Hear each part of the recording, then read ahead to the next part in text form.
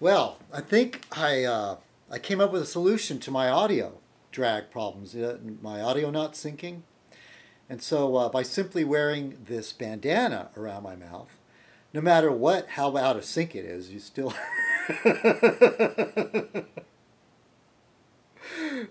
Why am I laughing? It's not that funny. But what? This could solve the whole problem, right? I don't have to buy new software. I don't have to worry about frame rates, any of that stuff. Now, I appreciate you those that Montana Spring sent me a PM recommending Sony Vega. I'm running a Mac, and Barfly Brooks was explaining something about frame rate. Scott knows that technical stuff way better than I do. Hey, I'm a Mac user, okay? I have my webcam that's built into the laptop. I'm using a MacBook, and I think it's the iSight. The webcam is called iSight. I think it's the iSight software that's the issue, because when my video, my Sony Handycam, the one that uses a high 8 tape, when they uses a tape, there didn't seem, well, that was a long time ago though. This problem recently got worse. Anyway, I think it's a software problem because the last update it got worse. All right, I'll take this off. They wear it like this. When I TIG weld, the arc, if those any of you know about TIG welding, it melts metal by creating an arc with a tungsten tip, and the arc is shielded by an inert gas, such as I think in the old days they used helium, but they use the argon now, and there's no sparks or anything. I mean, and it's not as bright is arc welding when you're doing steel. When you're doing aluminum, that's different. But because it's not so terribly bright, I know it's not recommended, but I will TIG weld steel, thin steel, as the machine's not turned up too much, with we're just wearing a t-shirt, but I always still have to carry my neck because then I get these I get a burn. I'm a redneck. Yes. Pops is always saying what a prissy queen I am. Let's see, how many prissy people are out there are welders? I don't know why. I'm in an argument with Pops right now. And the guy came by and responded to a comment that I left like 4 months ago.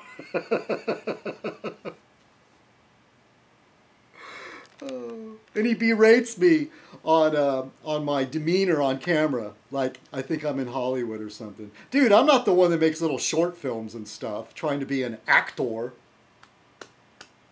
Hey, you got your fan base. I wouldn't exactly say I have a fan base. I have people that come by and watch my videos for whatever reason. They're interested in vlogging. I know you made an attempt at vlogging. What can I say? Just stick to making videos about farts and shit lots, all right? He says he doesn't watch my videos, but he does. Because he waits to see if I mention him. There's another person that watches Fez Night to see if I mention him. But I don't have the same animosity towards him. Sometimes you do piss me off, L. Brookman. But I don't know, this weird, there's people that just love the drama, and they just love, like, watching us interact and stuff. It would be sort of like there's a fight on a playground, and this person goes over and goes, oh, that was funny what he said. Oh, that was funny what he said. LOL, LOL. I don't respect that. What can I say? I'm in a mood to talk, so watch out, huh? All right, time to don the Fez. Hey, I did some trial runs with the iSight and the iMovie software, and I let the thing run for like 20 minutes, came back, and it was still in sync. So I don't know. I don't know what's going on. I mean, last time I turned off all the programs, I cleared out the cache, did all that stuff, and it still didn't work. And, oh well. Just have to live with it. If this one's out of sync, oh well. All right. Unless somebody wants to send me a new computer. Anybody? I love Apple. I love their products. Love their computers. But hey, no one's perfect. And there's something buggy about this software. Definitely. All right. Time to don the Fez. Greetings, fellow citizens. This is Citizen Kong. And welcome to another Fez Night. Tonight's Fez Night shall be called Can't Stop the Fez. Yeah, I was like, did I say this earlier? I'm in the mood to talk, so watch out. Yeah. What am I laughing about? Nothing's funny. You know, this idea about there being about there actually being a double dip recession. That sucks. Man, I just thought things were getting better. You know, of course, I'm going to blame the opposition. I mean, they remind me of that military man during the Vietnam War that said we had to destroy the village in order to save it. They hate Obama so much. They are so scared. They're frightened of liberals. Did you know hate is based on fear? It pretty much is. If you hate a person of another color, person of another race, when you get down right to the very foundation, it's based on fear. You know, I mean, we hate our enemies, and why? They're our enemies. In some level, we're afraid of them. And so they're scared. They're scared of liberals. They're scared of progressives. And they want to destroy us. And it is so important to see that Obama is not reelected, to discredit him, to so stand in his way of doing anything for this country. They would rather see, as Rush Limbaugh said, I want Obama to fail. Rush Limbaugh, I want Obama to fail. Well, obviously, when you have a failed president, it's not good for the country, is it? How can it be? So they want to destroy America, the United States of America, in order to save it.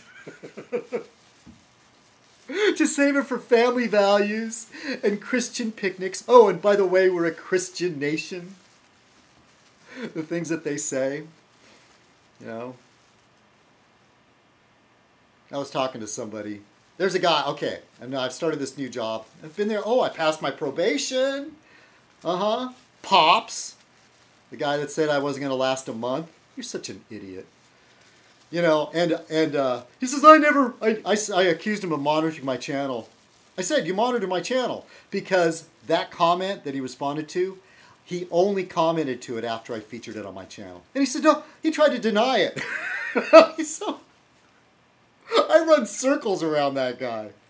I totally do.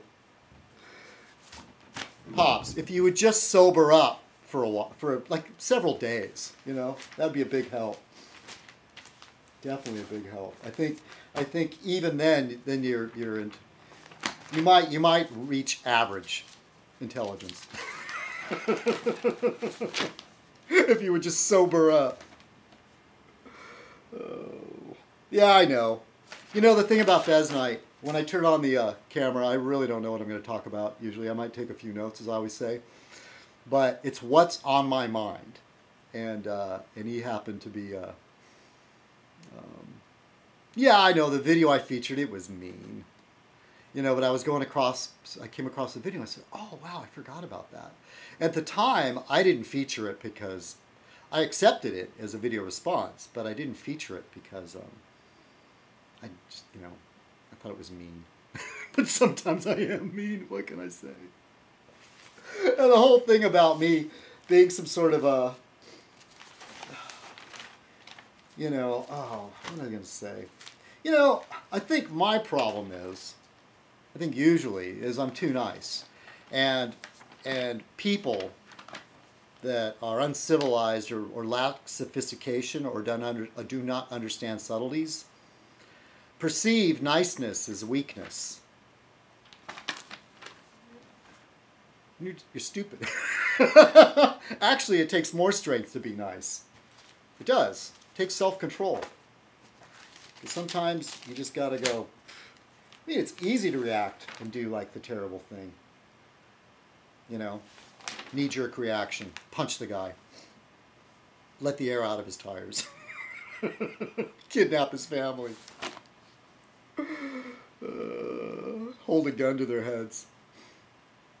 Yeah, that's really mean. I would never do anything like that because I'm too nice.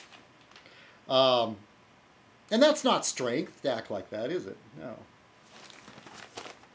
No, no, no, no, no. I think the real strength is that I'm still here. I'm still here, still putting up with this nonsense from people. And to bring Fez Night to you, to those the very few that appreciate Fez Night, that sits through all this dribble as I go on and on and on. Like I said, I'm in the mood to talk. Watch out. Hey, Bobo McGraw, thanks. I started the Stephen Fry biography. The first book I've actually cracked open and started, since I told myself I wasn't going to start another book till after I finished James Joyce's Ulysses. But for you, I'm making an exception. Yeah, there's an Irish thing going on here. James Joyce Ulysses, and I'm getting I get that nice package from an Irishman. All right, Thomas, thanks. Thanks again. Yeah, I'm looking forward. It's off to a good start. I can see that. I mean, I've heard that Stephen Fry, self-confessed, did some terrible things in his life. So I'm looking forward to reading about those. Yeah, watch out. He's got the Sunday paper. Yeah, watch out. All right. What's on the front page? Oh, 9/11, 10 years after. Oh, yeah. Coming up the anniversary of 9/11. Perry's view on border issues is migrating rightward. As governor, he long held a more moderate stance than many Republicans. I don't know what to make about this Perry. Al Brookman, is that the guy that you were saying was the secret ace in the hole? Is that him? Good luck.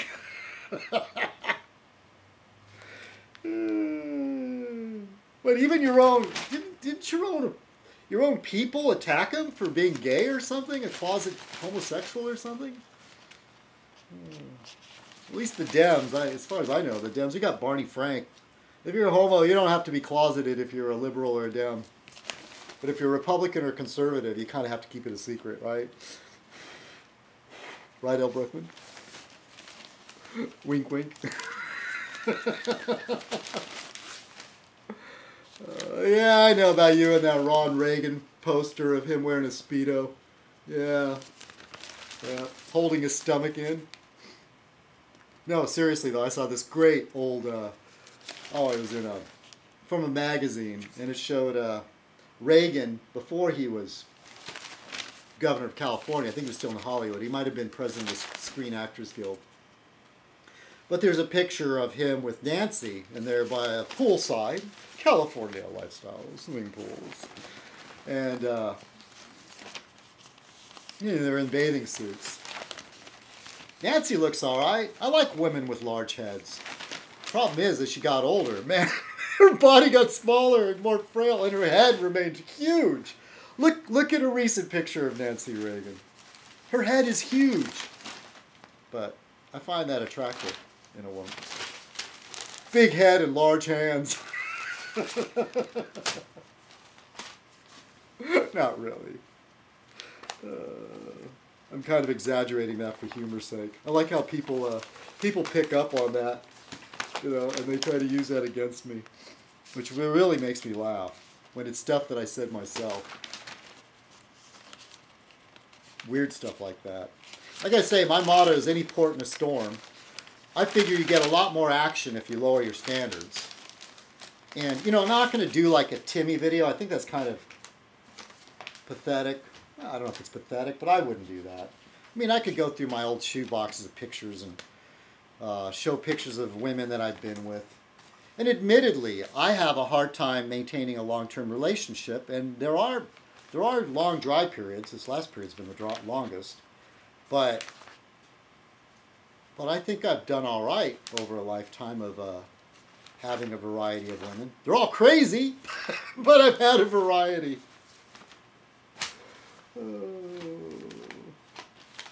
Did I ever tell you about when the blonde I was dating, the tweaker chick that had the kid? Did I ever tell you about that? That was interesting. That was interesting. Yeah, like I say, any port in a storm. It was kind of trippy. When I was dating her, she was still seeing some other guy, and there was these unfortunate incidences where I'd go to pick her up, and that guy would be like standing in the street. What, are you leaving with him? And I'd say, oh, sorry, she's leaving with me. Of course, I knew, you know, eventually I'd be the guy standing in the street, but I was going to be smart about it. I wasn't going to be all like, I wasn't falling in love with her. No way in hell. Oh, excuse me. When you feel you're in love, that's when you're vulnerable. That's when it's bad. That's when the obsessions happen. That's when you feel like your heart's breaking. Ah, that's not good. Trying to be the one in control can be a very difficult thing. It's a hard thing to play and still maintain the relationship. You know, I mean, I could date stupid women and passive women, but I'm bored by that. I'm really bored by that. If I'm with an unintelligent woman, I would tend to be mean to her. Of course, a friend of mine said, I'd never date an intelligent woman. It's because they're too complicated. Well, I'm complicated. Oh, here's an interesting story. I think somebody came out with a book about Sigmund Freud was seduced by cocaine. And they go into the whole, I mean, a lot of us knew that are into drug culture, that Sigmund Freud and Sir Arthur Conan Doyle used cocaine. And, you know, when cocaine first came out in the patent medicine era, you know, people really didn't know, you know, that was harmful. And then even in the late 70s, early 80s, people once again revisited cocaine and thought, oh yeah, they exaggerated the harm. And in some ways they did, but in some ways they underestimated the harm. Again. Yeah, I don't see a whole lot here. God, I watched a movie last night. Is it Emma Stone? Yeah, I finally watched that movie, Superbad. Boy, that Emma Stone. Whew. Man, she's something. I know, I'm too old to be saying stuff like that. Do you remember like when you're younger, you know, the guys, I don't know, women too, I don't know. You know, like, there's some like Hollywood actor for the chicks or Hollywood actress, you know, and they're always older, you know, and you're like, ugh. And, you know, they're women and you're a kid. And then finally you reach this age where they're all the ones you're like, ugh, she's nice. They're all younger. Hey, but still, I have that thing for Helen Mirren. Is Doris Day still alive? Doris Day would be way too tall for me. That's a big woman. Doris Day, she was big. Big woman, big blonde. Well, so far I've managed to, kill like 20 minutes and haven't talked about anything significant? I'm so cruel. I'm so cruel to you, aren't I?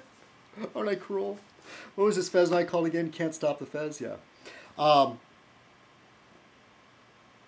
Yeah, every now and then I thank God for life. Life will deliver times where I get excited about something. And but there's long periods where I don't get excited about something.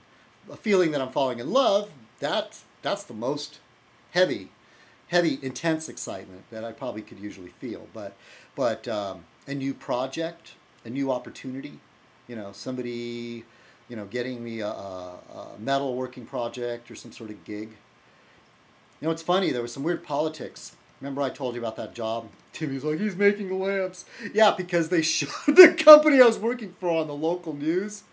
And I was on camera twice, 2 different news programs.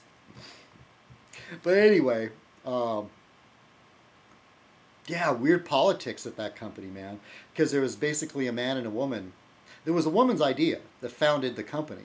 And then the guy was basically the business money end. And he didn't give a shit about recycling or the environment or any of that. He's just a greed head, a bread head. And he eventually ran her out. and is like going to sue her if she tries to do any intellectual, if she tries to do any business involving recycling or any art revolving around recycling. Just as awful, as evil. But she called me, or she sent me an email, and asked me if, you know, basically take her side, you know, that turn down any work if he sent it to me. Well, believe me, I could use the work, but money, to me, money's not the end all. That's why I'm so friggin' poor. So I told her I wouldn't work for him, and then, man, he sent me an email, made me a great offer for doing photography for him. I mean, it'd be a short gig, but it'd be more money per hour than what I'm making now at my real job. Yeah, believe me. I thought, well, there's one of the times where it doesn't pay to be a nice guy, as far as money. But I think in the long run it'll be a good choice. I think she'll get back on her feet. She'll start a new project, and I'd rather work with her. Because the guy that took over the company, he has not one creative bone in his body. The guy can't work with his hands. He doesn't know. He just has no clue. You know, he pays people to do things for him. You know, the only thing he's good at is filing. What do they call that? Oh, there's a legal term for it. You know, lawsuits that have no real that are not really have no real basis. Frivolous lawsuits. Yeah, he intimidates people by threatening to sue them, which works in a lot of cases. So that was interesting, I thought. Yeah, I got a little bit excited about. Well, then the other weird thing is, as mild as my life has been lately, no, the job's going good. And I tell you, I like working with Mexicans. They're just so funny. These guys are so great. These guys crack me up, man. Almost every day. I was going to start to say at my new job, I didn't want to be that guy, the guy that gets political. But man, it's just hard to avoid it, man. Because there's this real nice guy, one of the first friends I made there at work, but he's a right-wing Christian. And he'll say stuff, and it's like out of nowhere, without even context. It's like, oh yeah, well, Obama. You know, it's so hard for me not to say something to him. So finally, you know, I would. And we're still friends, but I'm kind of like trying to avoid, like, don't go there. Don't talk to me about that. And one of the things that I got really annoyed with him, and I really wanted to just come back, you know, with the facts and the figures and point out where he's wrong, is the notion. We started out talking about goods from China, you know, or tools, you know, you know, if you insist on buying, like, you can go to the tool store, Home Depot or whatever, and have a choice between two tools. One's made in China, one's made in the USA. And before, it would be, you'd have well, rule of thumb is if it's made in America, the United States, it's manufactured by Americans, it's going to cost a lot more. Hopefully the quality's better. Chinese quality's catching up, but it's still not as good. You know, but you're going to pay a lot more. And so it's so easy in many cases for, like, I mean, I love hammers. Hammer's my big thing. I would never buy a cheap hammer unless I was going to intentionally destroy it or modify it or do something weird to it. But most people, they don't think a hammer's a hammer. They don't care. They don't understand the differences between hardnesses and the different uses and any of that stuff. And so they'd buy the Chinese hammer, you know, the cheap one. And then he placed the blame solely on the unions. And this is the thing, the mentality of the worker, how he's been hoodwinked, the fools that hoodwinked into thinking that basically they vote against their own interests, that think the Republican Party cares about them, that think the corporations care about them. And so he's blaming the unions. And I went into this big thing about how important the unions are, that if it weren't for unions, we wouldn't have the 40-hour work week, you know, there'd be still the child labor stuff. And apparently, that's the thing about these people that are educated from Fox News. They don't know any of this stuff. Or they seem to have forgotten. Or they don't even care where any of it came from, you know? And then we even went back, and he fancies himself an artist, The guy can draw. I'll give him that. And he's done some really interesting wood sculptures of fish. But to me, it's not like he's going to break any new ground. I mean, you know, the only real good artists spend some time in school studying other artists. And if you're going to enjoy that, you can't be a conservative and still enjoy that stuff. You can't. There's no way. What, are you going to start pushing for the National Endowment of the Arts? Are you going to understand performance art? Are you even going to understand what was going on with Cubism? You know, or even open your mind enough to accept that Jackson Pollock was talented? Hey, granted, in the beginning, I mean, after a while, you do kind of come around this full circle and you kind of get it. And you can't explain it to anybody. Either you get it or you don't. It's like an acquired taste. And I understand Jackson Pollock as was a talented artist. But at first, believe me, I was like, lays a canvas on the floor and just splatters paint on it? Come on, a child could do that. Not till you really know something about it and know the context of the times, things about the artist himself, are you going to get it. Did I ever tell you when I went to go see at the Getty Van Gogh's, I think it's called Lilies? I've told you the story before. Anyway, so this guy I work with, it's like the whole, I went back and I said, even in the Middle Ages, because he fancies himself an artist, I try to appeal to that. Like, you know, he's a worker, he's a craftsman, you know. He sucks at metal, but he knows wood. And, well, he's mostly construction. He worked a lot of construction. You can frame a house and all that. And I tried to appeal to that craftsman side of him. And I said, even in the Middle Ages, craftsmen, you know, the leather tanners, the carpenters, the metalsmiths, had to band together to protect themselves because they could not depend on the goodwill of their clients, the people that they worked for, the rich people that commissioned work from them. They had to join a guild. And the guild had its own, you know, apprenticeship. That's where the word apprentice came from, was from the guilds. And they needed to band together. And that's why unions are necessary. The idea of abolishing unions, albeit unions are corrupt. As any organization grows too big, it can become corrupt. But that doesn't mean the whole idea is to destroy it out. You know, the idea that government can be corrupt, and what? How many of us would say we don't want any government at all? I know there's anarchists that believe that. But come on, you know, how about the rest of us? You know, seriously. And,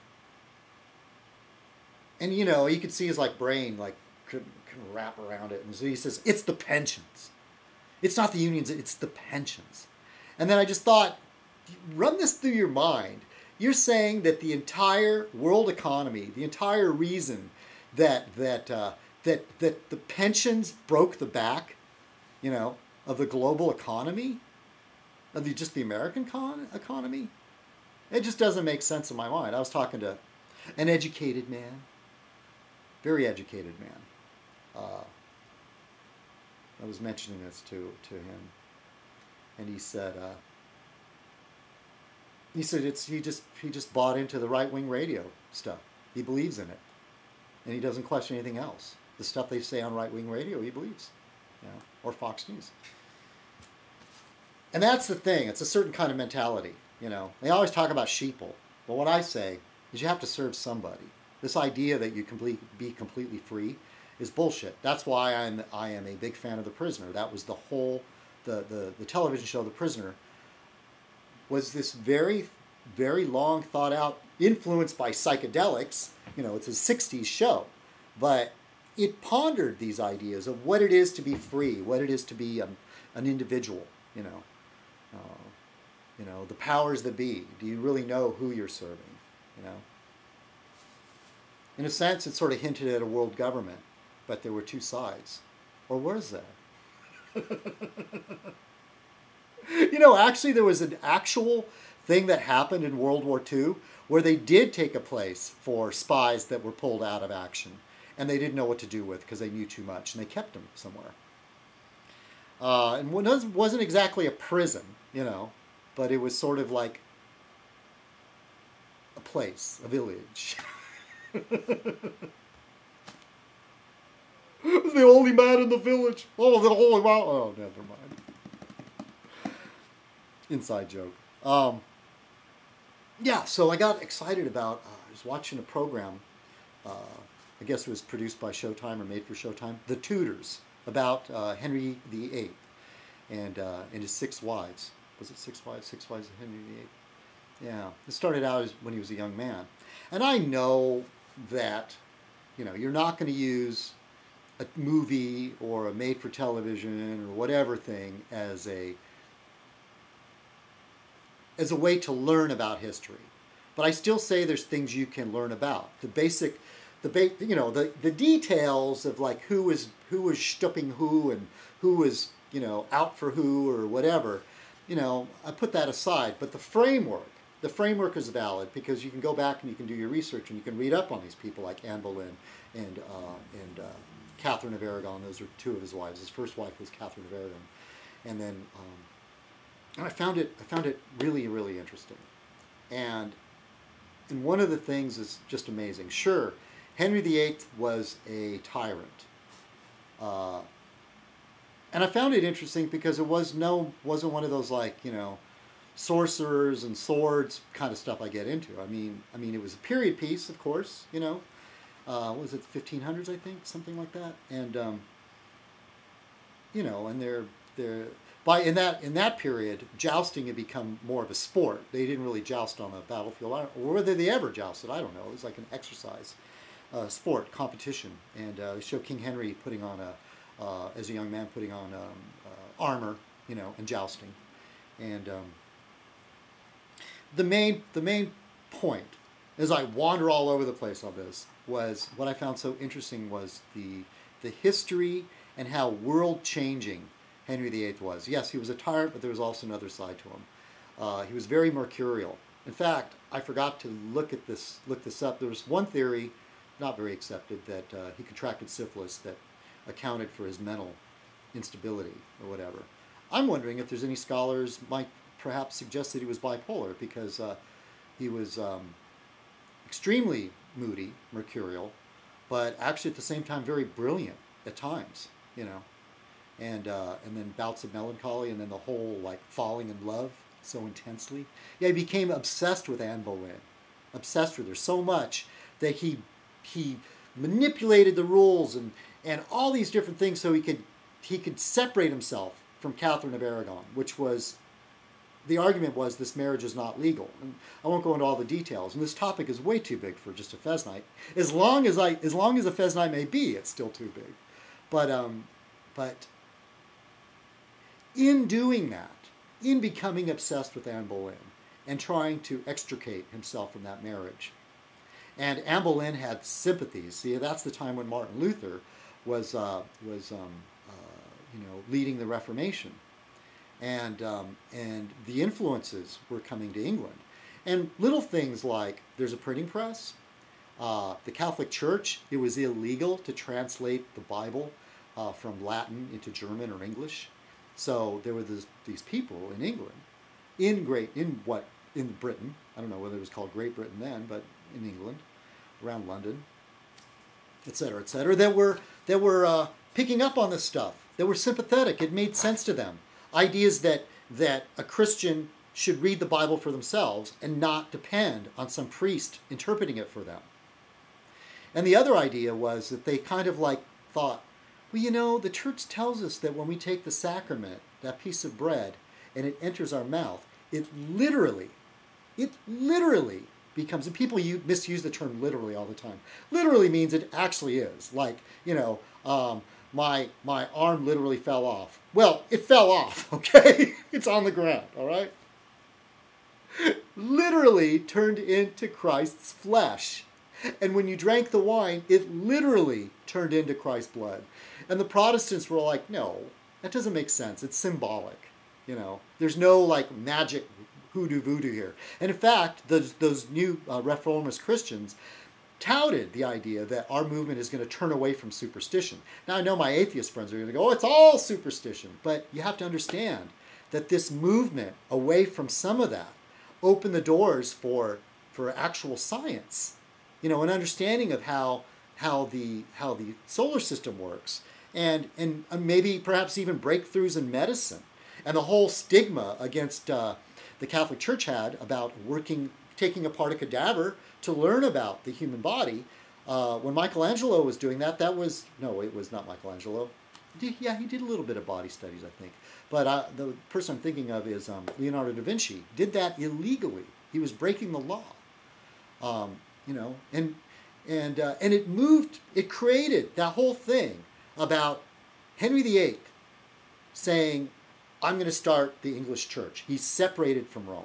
He basically was risking excommunication, risking burning in hell, according to the beliefs. He was a heretic in that he was saying that the king, according to the Bible, and he found this like loophole or whatever, I'm a sovereign and I am placed by God, therefore, I rule my country. I don't need to listen to the Pope. I don't need the Pope to tell me what to do. How monumental that was. And you see the difference between countries that did that, Germany and the United Kingdom, where they are now, or in world history, compared to places like Italy and Spain and Portugal. They moved way ahead by distancing themselves from the Catholic Church. There was a study that Protestant nations are much more efficient and productive than Catholic nations.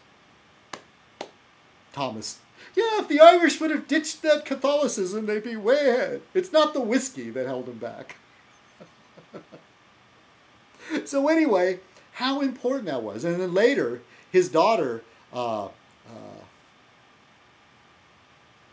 believe it's Queen Elizabeth, took it even further. And so, what an important piece of history. Just because of his obsession with this woman, set all these other things in motion. To give the... of course, there were like backlashes where he had Catholic advisors, people that... The Church of England was pretty much the same as Catholicism. In fact, he went even more staunch on the whole thing. If you didn't believe that the sacrament literally turned into Christ's flesh, then you would be killed as a heretic. And women were burned at the stake, and I think some men were burned. And what's interesting about the show is all these tortures and things that they happen. As far as torturing to get information, it was so, I want to say funny and amusing, but it's not, is that how they would say, oh yes, King Henry, Your Majesty, we have proof that this person is a heretic. How did they get their proof? By putting the person on the rack and stretching until their arms got pulled out of their sockets. That's how they found evidence. They would just, we're going to interrogate them till they get the answers they want. Same rules apply. And they waterboarded then, too. They depicted a man getting a hot poker up his ass. There was a rule against torturing women, but you could burn them at the stake. But to torture, but then King Henry said, well, if she's a heretic, then it's the heretic is Satan in disguise, and if it's Satan in disguise, it's no longer a woman. And so they put this woman on the rack because she spoke out against the Pope. And later, during Elizabeth, they rounded a bunch of Catholics and did the same to them. So anyway, I think that was interesting about pushing into the modern era, separating themselves from Rome, how important that was. Maybe for all the wrong reasons, but it happened. And so, yeah, I got real excited about that program. Kind of wish there was more, but I got to the end. King Henry eventually died. Oh, and Catherine of Aragon. Oh, I feel so sorry for his first wife. She was so steadfast. She would not ever say that she was not the Queen of England. I think she was from Spain, and she was a staunch, devout Catholic, and her daughter was Mary, and after King Henry died, then his son Edward was king for something like 9 years or something like that, and then he died, and then and died very young, and then because Edward was just a child when King Henry died, Henry VIII, and then Mary became queen, and she was a real staunch Catholic. She was the daughter of Catherine of Aragon. Catherine of Aragon was willing to turn a blind eye to all these things that King Henry wanted to do, taking the mistresses and all that and stuff. She just don't disrespect me. you know, and I'm the queen.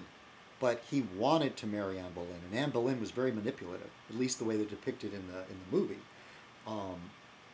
She was smart. She wouldn't put out unless she married, and then made him more obsessed with her. He slept with Anne Boleyn's sister, and, you know, she just put out, and it's like, okay, then push her aside, you know. But Anne Boleyn wouldn't do that. She was very cagey. And I don't know how much true to life this is, but in the movie, it's depicted as the father being very behind this, you know, advising her on how to romance the king, etc., etc. Yeah, then Queen Mary, who was very, very anti-Lutheran, anti-Protestant, she put to death tortured, put to many Protestants or Lutherans, and she became nicknamed Bloody Mary. And then after, I forgot exactly how she was deposed or taken out, whether she died or what, but then her half-sister Elizabeth. So Elizabeth was the daughter of Anne Boleyn, I believe. Yeah. And so Anne Boleyn was Protestant and tried to influence Elizabeth on being Protestant. And so Elizabeth, when she became queen with her Protestant, she moved the country even more Protestant, and of course rounded up Catholics and all that, and tortured and killed them. But because Elizabeth, with her forward thinking and embracing of science and distancing herself from Rome, that became known as England's Golden Age. I just found that fascinating. All right, real quick. Is Sarah Palin going to run for president or what? Is she? It's getting down to the wire. She needs to make up her mind. I was thinking this morning, I was thinking, and what somebody said, if Sarah Palin jumps in the race, she's going to steal votes from Rick Perry and Michelle Bachmann. I get Michelle Bachmann and I had to write this down, Christine O'Donnell mixed up. I get confused between the two of them. They're both right-wing Christian conservative loonies. Christine O'Donnell, it was on the internet, but that Pierce Morgan guy on Fox News, she walked out on an interview and she just showed herself for the true stupid waste of space that she is, where she wrote some book and he was asked her a question about gay marriage and it was in the book and she wouldn't answer it and she accused him of being sexist or all these other things, and you just go, this is what we have on the opposition? Oh, good luck. Well, of course she was running for office, she didn't get that. I guess the whole stories about dating a Satanist or something didn't work for her. It's a funny thing about the modern age and the media with all the cameras and recordings and everything. They can really go back and archive and say, well, you said this and la la la. And if you're smart, you can at least do some damage control, Of course, you get labeled a flip-flopper if you change your mind, but intelligent people change their mind. That's how science works, At one point, the scientific consensus is that, I don't know, name anything. I don't know, that go back far enough, that everything is composed of the four elements: fire, earth, wind, and water, And those are the present-day scientists. Well, then they change their minds. That's why some people hate science, because they don't understand that. Oh, 1 year they said the planet was cooling, and then 10 years later they said it was warming. Bah! I don't believe any of it. These are always the idiots that say that. Oh, there's clear evidence. See, at first, getting on the climate change thing, at first, the right was like, that's not happening. There's no such thing. There's no such thing. And then when the evidence became overwhelming, then they started saying, oh yeah, well, it's happening, but it has nothing to do with us. Well, you were wrong before, and now you steadfastly think you're right again? Based on what? And but anyway, there's clear evidence that the planet is doing some drastic changes because they see evidence of animals and insects trying to quickly adapt to the warming trend. And there's still those stories of the polar bears out there drowning and starving. Oh, so we see more polar bears than ever. Yeah, idiots. Because they're being pushed out of their habitat and moving into where humans are, and the humans are seeing them. Look, there's polar bears. because they're being pushed out of their habitat by the climate change. Psst, idiots. God. And it's like the same idiot, you know, on Fox News.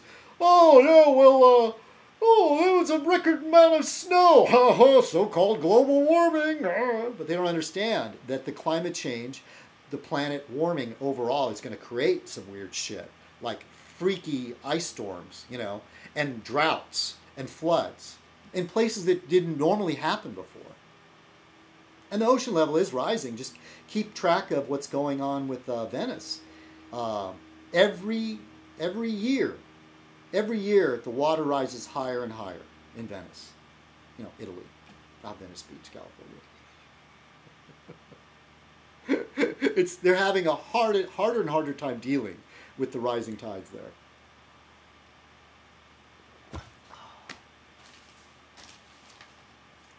This is like a good old Fez night, just going on and on and on, huh?